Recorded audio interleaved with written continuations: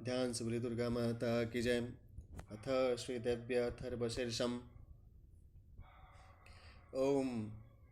सभी देवता देवी के समीप गए और नम्रता से पूछने लगे, हे महादेवी, आप कौन हो?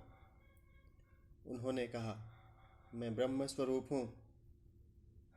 मुझसे प्रकृति, पुरुषात्मक, सद्रूप और असद्रूप जगत उत्पन्न हुआ है।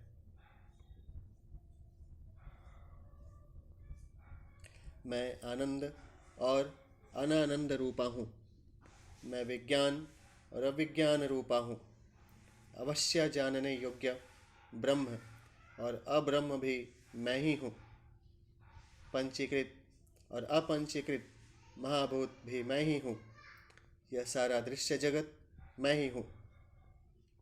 देवी आगे कहती हैं, मैं वेद और अवेद मैं हूँ। विद्या और अविद्या भी मैं हूँ। अजा और अनजा, प्रकृति और उससे भिन्न भी मैं। नीचे ऊपर अगल बगल भी मैं ही हूँ। मैं रुद्रों और वसुओं के रूप में संचार करती हूँ। मैं आदित्यों और विश्व देवों के रूप में फिरा करती हूँ। मैं मित्र और वरुण दोनों का, इंद्र एवं अग्नि का और दोनों अश्विनी कुमारों का भरण पोषण करती हूँ। मैं सोम, त्वष्टा, पूषा और भग को धारण करती हूँ।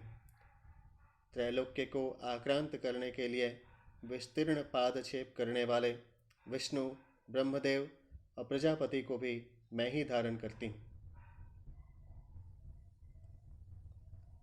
देवों को उत्तम हवि पहुँचाने वाले और सोम रस निकालने वाले यजमान के लिए हविल द्रव्यों से युक्त धन धारण करती हूँ। मैं संपूर्ण जगत की ईश्वरी, उपासकों को धन देने वाली, ब्रह्मरूप और यज्ञार्हों में यजन करने वाले देवों में मुख्य हूँ। मैं आत्मस्वरूप पर आकाश आदि निर्माण करती हूँ। मेरा स्थान आत्मस्वरूप को धारण करने वाली बुद्धि वृत्ति में है। जो इस प्रकार जानता है वह दैवी संपत्ति लाभ करता है। तब उन देवों ने कहा, देवी को नमस्कार है। बड़े बड़ों को अपने अपने कर्तव्यों में प्रवृत्त कराने वाली कल्याणकर्त्री को सदा नमस्कार है। गुणसाम्या वस्थारूपिणी मंगलमयी देवी को नमस्कार है। नियम युक्त होकर हम उन्हें प्रणाम करते हैं। उन अग्नि के से वर्ण वाली, ज्ञान से जगमगाने वाली, दीप्तिमती, कर्म फल प्राप्ति के हेतु सेवन की जाने वाली दुर्गा देवी की हम शरण में हैं। असुरों का नाश करने वाली देवी, आपको नमस्कार है। प्राण रूप देवों ने जिस प्रकाशमान वैखरी वाणी को उत्पन्न किया, उसे अनेक प्रकार के प्राणी बोलते हैं। वह कामधेनु तुल्य, आनंददायक और अन्न तथा बल देने वाली वाग रूपिणी भगवती उत्तम स्तुति से संतुष्ट होकर हमारे समीप आए। काल का भी नाश करने वाली, वेदों द्वारा स्तुत हुई विष्णु शक्ति, स्कंद माता शिव शक्ति, सरस्वती ब्रह्म शक्ति, देव माता अदिति और दक्ष कन्या सती, पाप नाशनी कल्याणकारिणी भगवती को हम प्रणाम करते हैं। हम महालक्ष्मी को जानते हैं और उन सर्वशक्ति स्वरूपिणी का ही ध्यान करते हैं। वह देवी हमें उस विषय में ज्ञान ध्यान में प्रवृत्त करें। हे दक्ष, आपकी जो कन्या अदिति हैं वे प्रसूता हुई और उनके मृत्यु रहित कल्याणमय देव उत्पन्न हुए।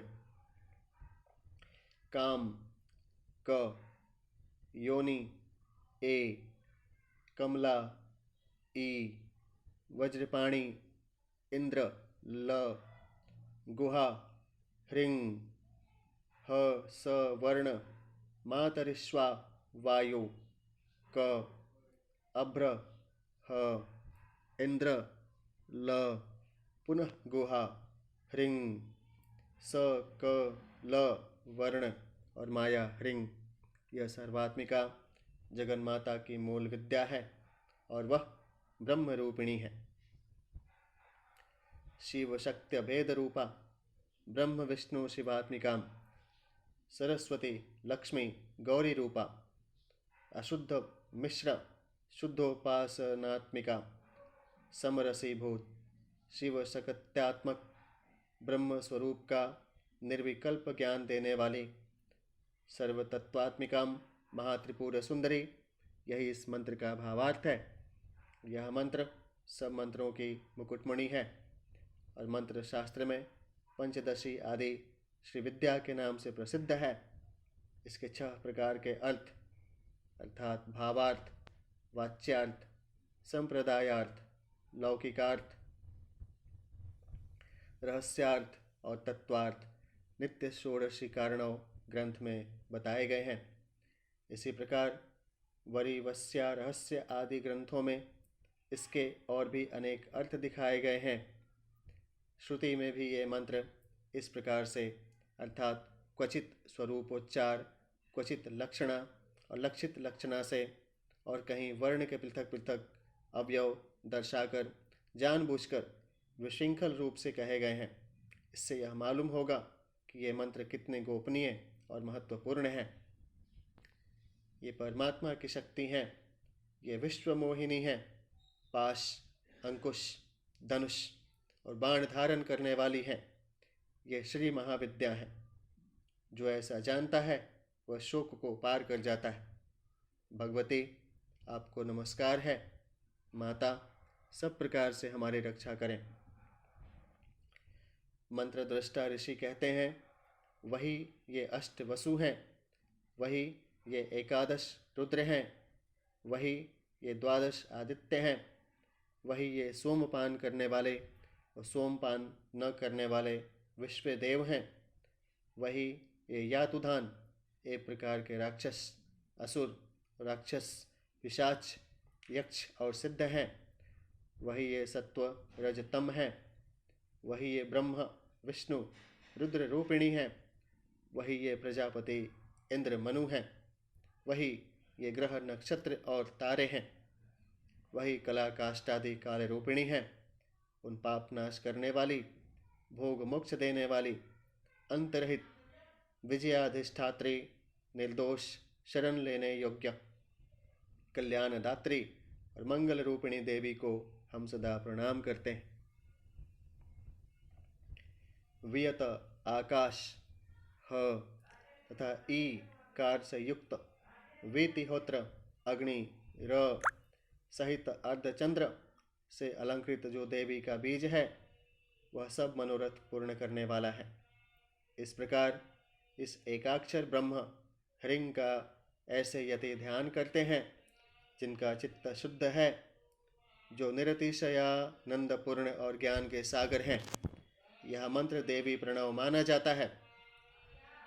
ओंकार के समान ही यह प्रणव भी व्यापक अर्थ से भरा हुआ है। संक्षेप में इसका अर्थ इच्छा, ज्ञान, क्रिया, धार, अद्वैत, अखंड, सच्चिदानंद, समरसीभूत शिव शक्ति स्फुरण है।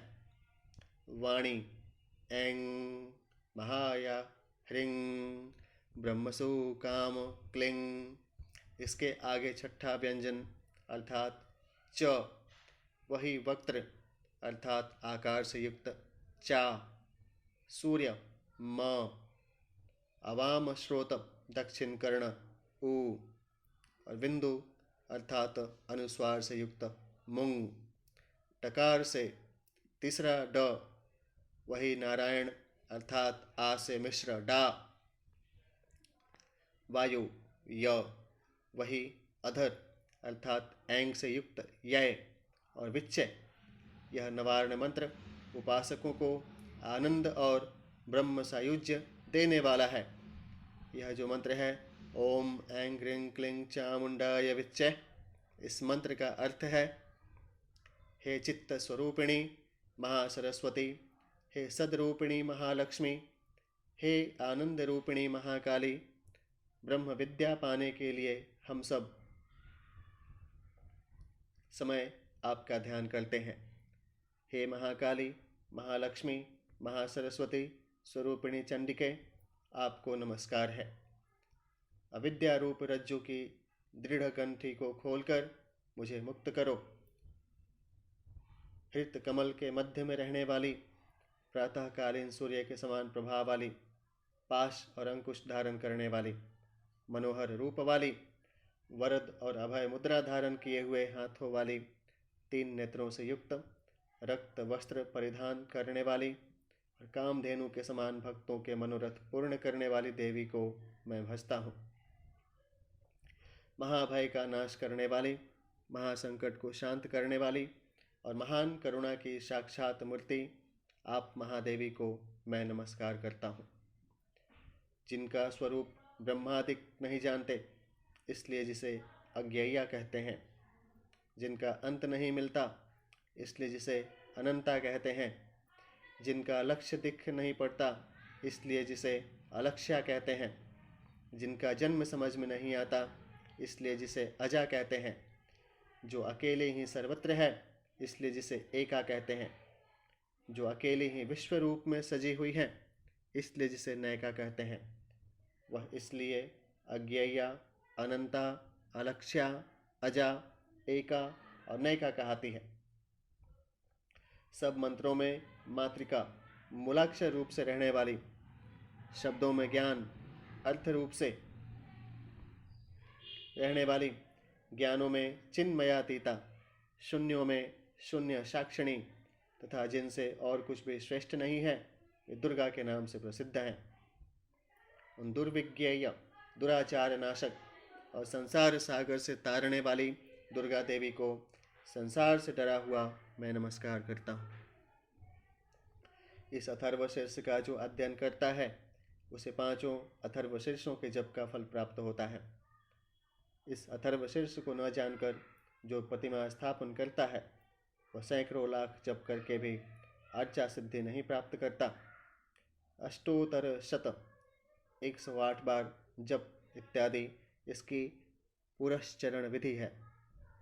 जो इसका 10 बार पाठ करता है, वह उसी क्षण पापों से मुक्त हो जाता है और महादेवी के प्रसाद से बड़े दुस्तर संकटों को पार कर जाता है।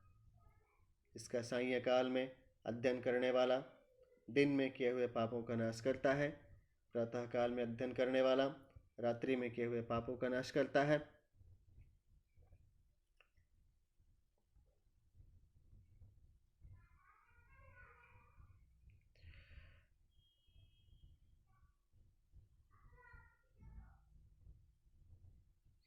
ध्यान से बोलिए दोनों माता की जय। दोनों समय अध्ययन करने वाला निष्पाप होता है।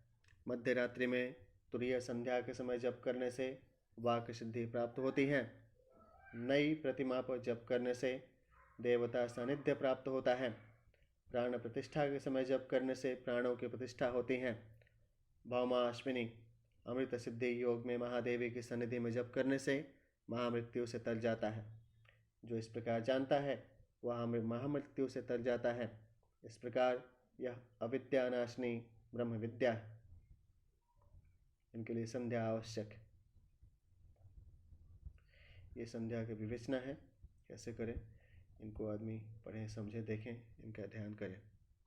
फिर ध्यान है ओम खड्गम चक्र गदेषु चापि परिधांशूलम्बुशुण्डिं शिरं शंखं संदधतिं करे स्त्रीणयनं सर्वांगभूषावृतां नीलाश्मद्योतिमास्य पाददशकां सेवै महाकालिकां यामस्तौत स्वपिते हरौ कमलजौ हन्तुं मधुं कैटभम् अक्षस्त्रकपरशुं गदेषु कुलिशं पद्मं धनुषकुण्डिकां दण्डं शक्तिं वशीं च चर्मं जलजं घण्टां सुराभाजनं शूलं पाशसुदर्शने च दधतिं हस्ते प्रसन्नाननां सेवे शैरिवमर्दिनीमिहं महालक्ष्मीं सरोजस्थितां घण्टाशूलहलानि शङ्खमुसले चक्रं धनुषायकं हस्ताब्जय दधतिं घनान्तविलसच्छिन्तांशु तुल्यप्रभां गौरीदेहसमुद्भवां त्रिजगतामाधारभूतां महां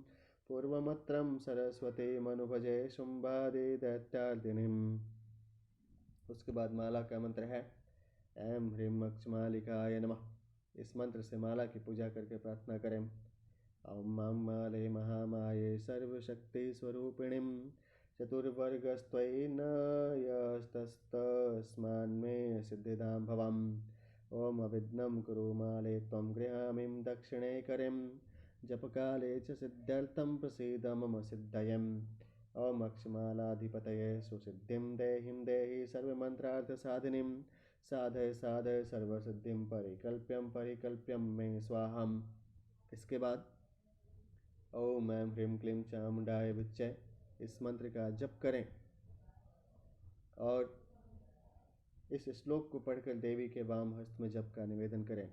गुह्याति गुह्य गोप्त्रे त्वं गृहाणास्मत्कृतं जपं सिद्धिर्भवतु मे देवी त्वत्प्रसादान् महेश्वरीं। ओम दुर्गाय नमः। उसके बाद न्यास है। तदंतर सप्तशती के विनियोग, न्यास और ध्यान करने चाहिए। न्यास की प्रणाली है। प्रथम मध्यम उत्तर चरितराणां ब्रह्मा विष्णु रुद्रां ऋषयं श्री महाकाली महालक्ष्मी महासरस्वत्यो देवतां गायत्र्यो गणेष्ठव्यश्चन्दासीं नन्दा शाकम्भरी भीमां शक्त्यं रक्तदन्तिका दुर्गा भ्रामर्यो बीजानि अग्निर्वायु सूर्यास्तत्त्वानिं ऋग्यजो सामवेदां ध्यानानिं सकलकामना सिद्धये श्री महाकाली महालक्ष्मी महासरस्वती देवप्रीत्यर्थे जपे विनियोगाम्। अंगूठा को स्पर्श करते हुए ओम खड्गिनी शूलिनी घोरा गदिनी चक्रणीं तथां शंखणीं चापणीं बाणं भुसुण्डीं परिधायुधाम् अंगुष्ठाभ्यां नमः। ओम शूलेन पाहि नो देवीं पाहि खड्गेन चाम्बिकें घण्टास्वनेन नः पाहिं चापज्यानि स्वनेन चं तर्जनीभ्यां नमः। ओम प्राच्यां रक्ष प्रतीच्यां च चण्डिके रक्ष दक्षिणीं ब्राह्मणेनात्मशूलस्यम् उत्तरस्यां तथेश्वरीं मध्यमाभ्यां नमः। ओम सौम्यानि यानि रूपाणि त्रैलोक्ये विचरन्ति तें यानि चात्यर्थघोराणिं तैरक्षास्मान् तथा भुवम् अनामिकाभ्यां नमः। ओम खड्गशूलगदादीनीं यानि चास्त्राणि तैम्बिकें करपल्लवसंगिनी तैरस्मान् रक्ष सर्वतं कनिष्ठिकाभ्यां नमः। ओम सर्वस्वरूपे सर्वेशे सर्वशक्ति समन्वितें भयभ्यस्त्राहिनो देवीं दुर्गे देवी नमस्तुते करतलकृपृष्ठाभ्यां नमः। फिर आगे भी न्यास है। ओम खड्गिनी शूलिनी घोरा गदिनीं चक्रणीं तथा शंखिणीं चापणीं बाणं वसुण्डीं परिधायुधां हृदयाय नमः। ओम शूलेन पाहि नो देवीं पाहि खड्गेन चाम्बिकें घण्टास्वनेन नः पाहिं चापज्यानि स्वनेन चं शिरसे स्वाहम्। ओम प्राच्यां रक्ष प्रतीच्यां त चण्डिके रक्ष दक्षिणीं ब्राह्मणेनात्मशूलस्य मुत्रस्यां तथेश्वरीं शिखाय वशटहम्। ओम सौम्यानि यानि रूपाणि ओम सौम्यानि यानि रूपाणि त्रैलोक्ये विचरन्ति तें यानि चात्यर्थघोराणि तैरक्षास्मान् तथा भुवं कवचाय हुम्। ओम खड्गशूलगदादीनीं यानि चास्त्राणि तैम्बिकें करपल्लवसंगिणीं तैरस्मान् रक्ष सर्वतः नेत्रत्राय वौषटम्। ओम सर्वस्वरूपे सर्वेशे सर्वशक्ते समन्वितें भयभ्यस्त्राहिणो देवीं दुर्गे देवी नमस्तुते वस्त्राय फटं ध्यानम्। ओम विद्युद्दाम समप्रभां ऋक्पतिस्कन्धे भीषणां कन्याभिः करवालखेटविलसद्दस्ताभिरां सेवितां हस्तैश्चक्रगदाशिखेटविशिखाश्चापं गुणं तर्जनीं बिभ्राणामनलात्मिकां शशिधरां दुर्गां त्रिनेत्रां भजेम ध्यानम्। इसके बाद प्रथम चैत्र का विनियोग और ध्यान करके मार्कंडेय वाचा से सप्तशती का पाठ आरंभ करें। प्रत्येक चरित्र का विनियोग मूल सप्तशती के साथ ही दिया गया है तथा प्रत्येक अध्याय के आरंभ में अर्थ सहित ध्यान भी दे दिया गया है। पाठ प्रेम पूर्वक भगवती का ध्यान करते हुए करें। मीठा स्वर, अक्षरों का स्पष्ट उच्चारण, पदों का विभाग, उत्तम स्वर, धीरता, एक लय के साथ बोलना, ये सब पाठकों के गुण हैं। जो पाठ करते समय राग पूर्वक गाता, उच्चारण में जल्दीबाजी करता, सिर हिलाता, अपने हाथों से लिखी हुई पुस्तक का पाठ करता अर्थात अर्थ की जानकारी नहीं रखता और अधूरा मंत्र ही कंठस्थ करता है, वह पाठ करने वालों में अधम माना गया है। जब तक अध्याय की पूर्ति न हो तब तक बीच में पाठ बंद न करें। यदि प्रमादवश अध्याय के बीच में पाठ का विराम हो जाए तो पुनः प्रति बार पूरे अध्याय का पाठ करें। ऐसी इसकी व्याख्या है। इसका अर्थ 12वें अध्याय के आरंभ में दिया हुआ है, जिसको समझ सकते हैं। माधुर्यम अक्षर व्यक्तिम पदच्छेदस्तु सुस्वरम धैर्यं लय समर्थं च षडेते पाठका गुणाम गीतिं शीघ्रं शिरः कंपिं तथा लिखित पाठकः अनर्थज्ञोल्पकण्ठश्चं षडेते पाठकाद्धमाम् यावन्न पूर्यते अध्यायस्तावन्नं विरमेत् पठन् यदि प्रमादादध्याये विरामो भवति प्रियं पुनरध्यायमारम्भं पठेत सर्वं मुहुर्मुहुः। अज्ञानवश पुस्तक हाथ में लेकर पाठ करने का फल आधा ही होता है। स्तोत्र का पाठ मानसिक नहीं वाचिक होना चाहिए। वाणी से उसका स्पष्ट उच्चारण ही उत्तम माना गया है। बहुत जोर जोर से बोलना तथा पाठ में उतावली करना वर्जित है। यत्नपूर्वक शुद्ध एवं स्थिर चित्त से पाठ करना चाहिए। यदि पाठ कंठस्थ न हो तो पुस्तक से करें। अपने हाथों से लिखे अथवा ब्राह्मणोत्तर पुस्तक पुरुष के लिखे हुए स्तोत्र का पाठ न करें। यदि 1 सहस्र से अधिक श्लोकों का या मंत्रों का ग्रंथ हो तो पुस्तक देखकर ही पाठ करें। इससे कम श्लोक हो उन्हें कंठस्थ करके बिना पुस्तक के भी पाठ किया जा सकता है। अध्याय समाप्त होने पर यदि बद्ध अध्याय तथा समाप्त शब्द का उच्चारण नहीं करना चाहिए। इनकी व्याख्या है।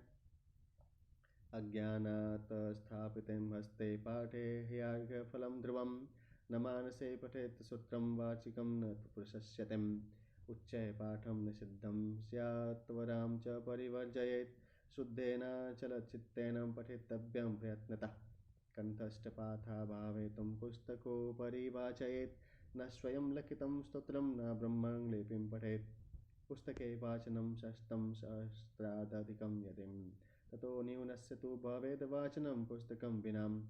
अध्याय की पूर्ति होने पर यूँ कहना चाहिए।